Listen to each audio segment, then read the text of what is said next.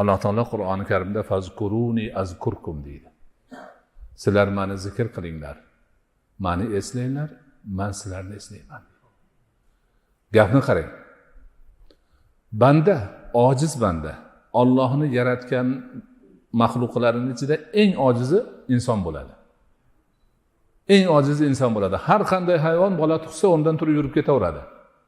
Lekin insonning bolasi yotadi. 2 yilgacha onasi ko'tarib yuradi buni. 1 yil, 10 oy bo'lib oyog'iga bosguncha tura olmaydi o'rnidan. Eng zaif inson. Shu zaif, zarraga arzimaydigan narsani Alloh men esimga olaman deyapti.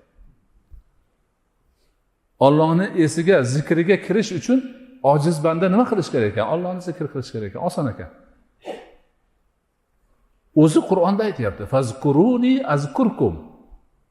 Ey bandalarim, meni zikr qilinglar, men sizlarni zikr qilaman.